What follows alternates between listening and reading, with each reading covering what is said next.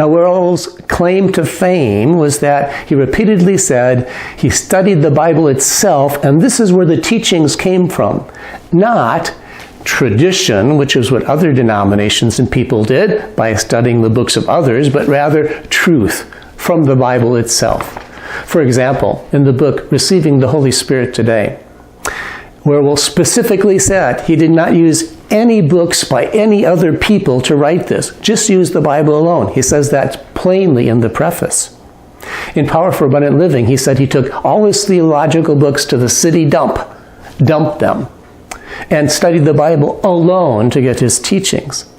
In The Way, Living in Love, Wierwille said that he heard God's audible voice, and God said God would teach him the word as it hadn't been known since the first century. God would directly teach him by revelation.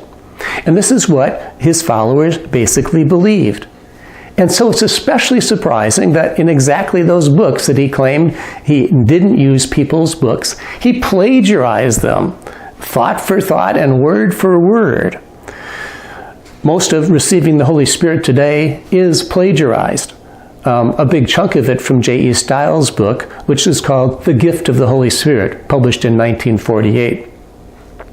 Another large section of the book is taken from Bullinger's book, The Giver and His Gifts. In fact, every part of Bullinger's books, Wierwille takes and put in his own, pretending that it's his own. Never once noting in that book that material is taken from Bullinger or Stiles. In fact, if you delete all the things from Stiles' book and Bullinger's book, you have hardly anything left in Receiving the Holy Spirit Today. Another book of Wierwille's, if you can call it that, is called Are the Dead Alive Now? Big chunks of it were copied from Bullinger's book, Selected Writings, and another Bullinger book called How to Enjoy the Bible. Part of New Dynamic Church was copied from Kenyon's book, The Father and His Family. These are just a few examples. Wierwille had a lifelong problem for like 40 years of plagiarizing other people's books and pretending, foisting them on the public as though they're his own writings. The plagiarism is especially obvious in early editions before other editors got around to cleaning up his prose, making it more readable. Now, this is completely different from learning from, and people confuse the two. Some people say, well, Wierwille said he learned from some other people, and so plagiarizing is okay. Well, plagiarizing is not the same thing.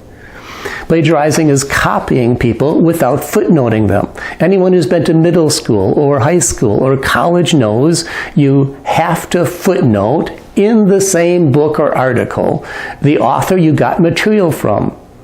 When they're direct quotes and when they're indirect quotes. Wierwille never mentions Bullinger or Stiles in his book, Receiving the Holy Spirit Today. He never mentions Bullinger in his book, Are the Dead Alive Now? Much less footnotes them.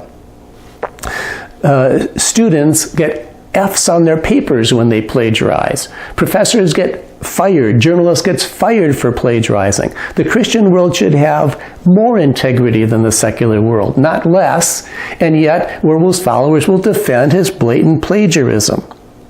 Now, there's proof of this. I wouldn't want you to go without that.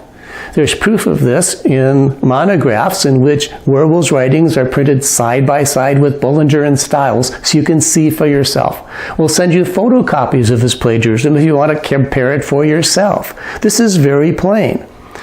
And it shows not only that he's dishonest in plagiarizing, it also shows that his claims to use the Bible alone are false. He falsely made those claims to promote himself.